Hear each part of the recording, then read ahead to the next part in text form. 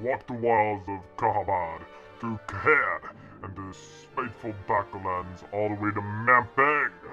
You have survived traps, thieves, serpents, and the vengeful gods. And now, it is here. The Crown of Kings.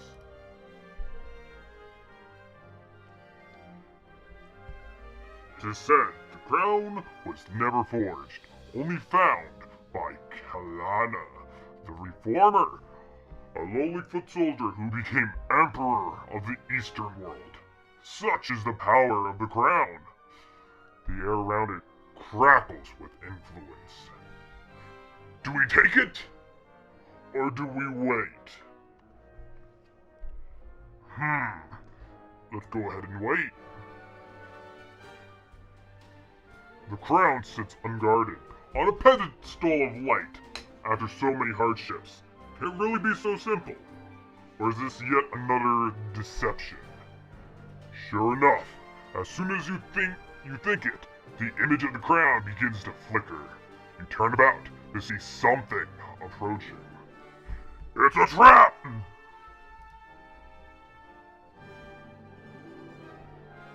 And startle yourself awake. You are alone, exhausted, in the little hut in the outpost settlement. Your unimaginable journey is not even a single step begun. Inkle presents Steve Jackson's Sorcery. Hello, everybody! As you probably know, it's the Red Mage Crow. And welcome to what we just stated. This right here. It's a very interesting game I saw a long time ago. And I'm just, I'm very curious. I actually liked the gameplay that when I was watching, and you know what, we're gonna freaking play it now. So let's click the character to continue. It's basically like RPG, Dungeons Dragons type deal. And there's basically 4 parts to this game. And basically, you just gotta make it to the end of the story. You got gold, rations, stamina, all the different type of jazz. So it is sunrise. You dress breakfast on bread and goat's milk, and collect the pack and sword from beside your bed. Now we got 3 things. Do we test the blade, pray for luck, or leave the hut? Pretty sure that we have stats too that would basically help us. I think if we test the blade, it might give us more affinity for fighting. If we pray for luck, maybe we'll be more lucky. And if we leave the hut, maybe we abandon these 2. So we could very well be fighting, but luck is always an important thing. Before you leave, you close your eyes and raise a prayer from your spirit guide. This morning, it has the form of a panther, but will it become once your journey truly begins? A great calm descends on you. Outside the hut, you hear the outpost settlement stirring to life. Oh, looks like we can pick the other one too. You pause to test the blade of the sword against your thumb. The blacksmith has done well. The edge is keen and draws a narrow line of blood. It's time to go. Time, then, to depart. You lift back the flap of the hut and step into the early morning sunshine. So now we basically draw a path to the flag. So we can just blah, blah, blah, blah. Oh, no, wait. Okay. Yeah, look at that. Eyes follow you as you leave the hut and walk towards the green Shamutanti wall. The frontiers people of this tiny settlement are well aware of your mission.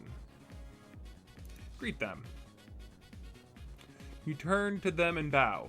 Some smile in reply, but are too afraid to approach. Others make gestures of protection. You are going beyond the wall, so they believe you to be cursed. A man is waiting on the path of the Kantopani Gate, the final doorway between Analand and the wilds of Kakhabad. You recognize the sergeant of the Sightmaster Warriors. He holds out his hand. Look at that. See, isn't that, like, really nice? A little detail. The game is very stylized, and it's very nice. We're gonna greet him. Greetings, Sergeant. He touches his forehead with 2 fingers. You're almost ready, he says. I have for you a gift from the king. 24 gold pieces. It is all we can spare this time. He holds out a pouch. Ooh, we can take it, take half, or refuse it.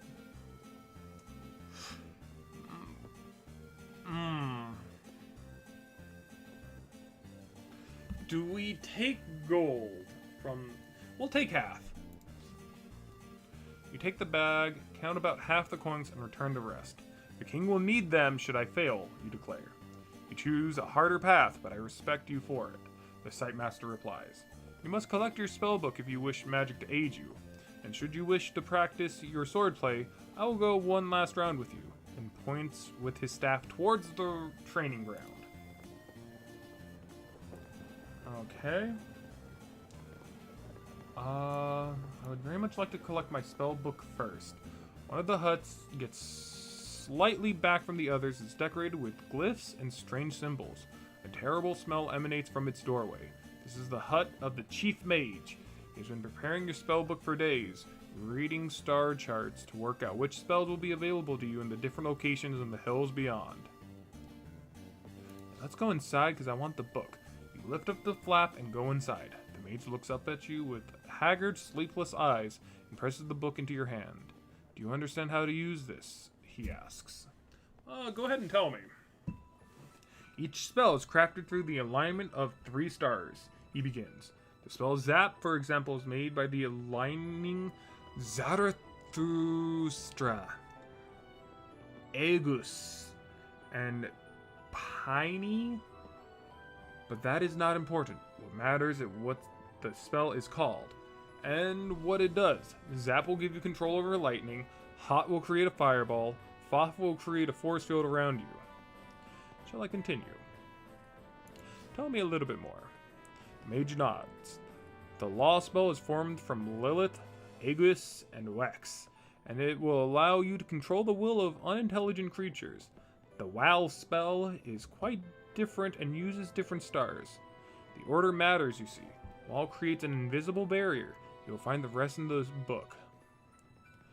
He adds tapping the... Okay, you know what? That's good. We'll take that. Thank you. He scratches absently at his ear. Remember, some spells will cost you effort to use, but the ones that don't will not work without a focus, an item of some kind. You will need to read the book to know what. Okay, so now we should have a spell book. There it is. Let's go ahead and buy some rations. Small trader in the settlement supplied the Sightmaster warriors with weapons, armor, food, and clothing. You go over with the sergeant to a stall selling flatbreads and cheese. 2 cold pieces per ration. So, okay. Now, we're gonna go ahead and buy 2 rations. Okay. And hopefully that'll be good for where we're going. For now. You walk with the sergeant to the training ground, and he wraps the base of his staff in leather. Ready my sword. Alright. To begin, the sergeant says, we will practice the stance. First, defend yourself against me. Choose your attack power by dragging your character sideways. Defend, stay fully left.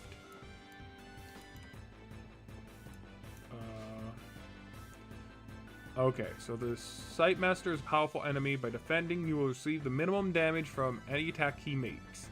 The Sightmaster Sergeant defends himself well. The round is a stalemate. I will now defend myself, he says. Whatever attack you play will damage me, but a strong attack will use up more power. You should use a weak attack. To select a weak attack, move your character a small distance to the right of the defending stance. See, isn't that cool? So we're gonna go ahead and go for a 1. And there we go. Now we make... So we did 1 damage to him. You swing with a weak attack, rushing for the Sightmaster Sergeant, who is defending. Good choice. A stronger attack would have wasted more of your power. I will defend myself again, he says. We'll go with a little bit more of a more powerful one. We still do just one. You play a low attack, overpowering the Sightmaster Sergeant again, who raises his defense. You played carefully and won the round. Well done.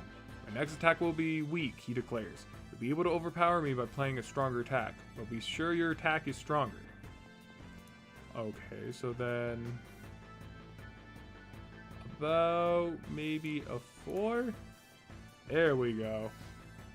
You make a medium attack, injuring the Sightmaster Sergeant once more. He bows. You have finished me. Excellent. No stamina loss. Flawless fighting. Alright. You seem to remember the basics. Good. Another round? Nah, I've had enough training. We're good here. Shake your head. Very good, the sergeant agrees. But if you wish to bout in earnest, then I warn you, I will not go easy on you. He indicates the wider yard where there is space for a true match. Ooh, do we fight him seriously or do we approach the gate? Oh my god! Ah! My people! They're in the game! Yeah. Okay. So. You know, I honestly forgot to, say a couple of things. One. I hope you guys are enjoying everything that's on the channel. We are going to be getting more into, some of the more ARM exclusive type things. If you don't know, my ARM has been, pretty sorry state as of late. It's getting better though. They want me to use it a little bit more. So we're going to try, to actively use it. We're going to try to play a little bit more Power Rangers maybe. We're going to, pick up a little bit of Minecraft again. We are going to try to finish the notary games. This is just kind of like a side thing right now. And definitely one of the main things that I am looking forward to is another fighting game. You guys should know as Blaze Blue, where they are releasing one of my favorite characters in Ruby. And I will be picking that up and playing the absolute heckles out of it. So with that being said, if we find the yard, I'm not entirely sure what's gonna happen. We could possibly die here, but I wanna test. I wanna, You head over to the yard to practice a bout of real fighting. The sergeant removes the cloth padding from the base of his staff. Unsheath my sword. This time, I will not tell you my intentions, he says. You'll have to ready for them for yourself. Be ready. I'm gonna go for 2. Okay, The Sightmaster bows to you, raised his staff in salute, and takes his position. Begin with a light jab, saving your energy, needling him and trying to test him out. The Sightmaster Sergeant comes in with his strongest, most forceful attack. Your blade is knocked aside, the impact catches you in the stomach. A mutter goes through the crowd. The king is truly weak to send such a champion. The words spur you on. Stand once more and narrow your eyes of the Sightmaster. His eyes follow your shoulder. He's probably about to defend himself. You realize a strong hit would be wasteful now. We'll go for like a 3. Time to attack. You swing your sword fast in towards his chest. The impact clangs against his defending staff, and you only lay a minor wound. He smiles. He is left breathless, but not seriously hurt. You see his grip change on the heel of his staff as he readies himself to strike again. So we're going to defend this time. That should... Because, defending allows you to get some of your attack power back. So, this right here is going to be what... helps us, do our attacks and whatnot. So we need to make sure that we basically conserve this. While you can see right here, this is his. You drop yourself into a crouch as he tries a deep bash, but you duck. Fast work, he grunts. His guard is coming up, conserving his energy so the next strike will be stronger. We'll go with a 1.5. Acting quickly, you sting him with your blade. Low and fast, saving your energy. He'll wear you down, you declare. I'll wear you out, you declare. I was like, wait, that made no sense. His own weapon is raised in defense. He shows his teeth. I saw that coming, he laughs. As he pushes aside your sword stroke, suffering only a minor wound.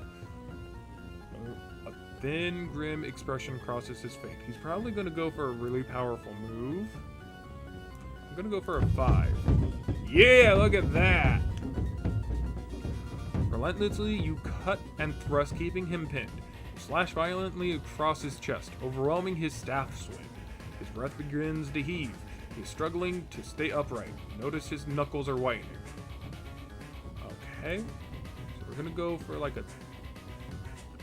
we'll go for like a 2.5. Oh, okay. Oof. Okay. In the next moment, the Sightmaster Sergeant is a blur of movement. With your blade close, you're ready to parry. His own blow is of medium force, but enough to knock you reeling. Were this a real fight, he declares, I would have taken your arm. He alters his grip to hold his staff more loosely. He seems to be preparing a simple jab, perhaps a chance to overpower him. He only has like 1 stamina left, so we're gonna go in and actually try to finish him off. Leaping into action, you twist and lower your sword fast. It is enough to finish him. The Sightmaster throws down his staff. You have me, he declares with a grin. Okay. 5 stamina lost. Rough going. Okay. The sergeant is gasping for breath. He bows to you once more. Not bad, he declares, but you need to cover yourself more, or the beasts of the kingdom will take you apart. As he talks, a nearby healer hurries over with a salve, and your health and the sergeant's is quickly restored. That was kind of weird. It made sense, but it kind of threw me for a loop. So that's basically what we can relatively tell. This volume contains the 48 spells of the Highcraft, discovered and passed down from generation to generation of sorcerers from the earliest days of the Eastern world. Each spell is formed of 3 letters, and each spell will take energy to cast. Furthermore, some spells will fail without the use of a particular item or focus. So these are all like basic stuff. So we got Zap, Hot, Foff, Wall, Law, Done, Big, Walk, Dope, and then Raz requires Beeswax. Sus, 6. Okay, so I see. So probably like requires a Goblin Tooth. Spell may key cast onto teeth to create 1, 2, or an army of goblins. Wow, okay. So, this spell is to be used in perilous situations where information about the safest way of escape is desired. Receive. Okay. So, yeah, you can probably... Wow, that was actually really loud now that I think about it. But I see, like... Oh, look, right there. Okay. Oh, no. See, like, I like the ambiance. Okay, we'll just keep it like that, and maybe we'll add in our own music whenever there is none. Let's go ahead and approach the gate now. Reach the foot of the mighty gate. It is sealed. The sergeant places one hand on the wood. The gate has been locked for some time to deter raiders, he tells you. But you will have no difficulty. The stars in this place allow the dope spell to be crafted, and he stands back. Okay. So now we're going to cast a spell. Okay. So, click the letters to find a spell. So we should be able to use Dope. Open locks and doors. Requires 1 stamina. Dope! Hello? Are you a thing, or am I just, like, looking at something? Give me a moment, guys. I think that's a thing. It's like a bug. I don't want... It's like directly above me. Holy jeez, what are you? Man, I just like... I'm looking up because it's like... Ah, and then I see like what seems to be like 2 really small moth... Like, I don't even know if they were moths. They were very weird winged bugs, but... okay, but let's see where we're going. You weave the spell. One by one, the great tumblers of the door begins to creak and groan. Then the hinges turn, with a noise like hail on a canvas roof. These gates have not opened since our last champion was lost, the sergeant says. I wish you more luck than he. Perhaps you will even meet him on your travels. Okay. That does not concern me.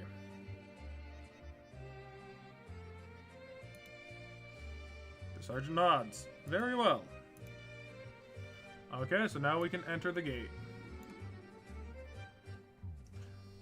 Together you step into the shadow of the wall. One last word, he declares. When you have the crown, find the highest point you can find. We will be watching. Okay, I understand.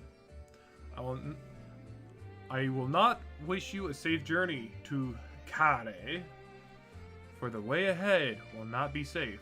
My people? The sergeant murmurs as he peers into the distance through the open gate. The Sightmaster warriors are selected from birth for their incredible powers of telescopic vision. You cannot help but wonder how far he can see. So what lies ahead? This path leads first to Cantopani, a settlement of traders. Though most are rogues and thieves, you should be there before the sun has reached its peak. From there, 3 routes lead on to Kristatanti, but no single route is safe. Kakabad is a land of devils. Okay, well that's enough talking. Enough talking. It's time to go. Striding away, you pass through the gate. The faces of the folk watching your departure reveal the hopes that rest on you and your quest. The early morning air is crisp, and the rising sun paints the slopes in shades of peaceful beauty, concealing the evil that lies ahead. Okay, so if anything, for you guys who don't know, this is the map. This is the map, and I think there's Toripani, and then there's Kharé. So I'm pretty sure we're trying to get here. And all of this right here are the different ways that we can basically go. So we can go, we're going to go here. This is the town he was talking about, Cantopani. And then we basically have a choice of going up here, to here, to here, to here, and, you know, all this different type of jazz just to get all the way over to Kharé. And if anything, this isn't going to be easy. I thought that said Daddy Lay. So, basically everything we see on this map, anything that relatively has a name, is probably an event of some sort. And basically, everything that we basically do is going to relatively affect everything down the line. I think that, I'm not sure whether or not this game actually, like, carries over everything you've done from game to game. We're sure as heck gonna find out. So let's go ahead and go into Kakabad. Yay!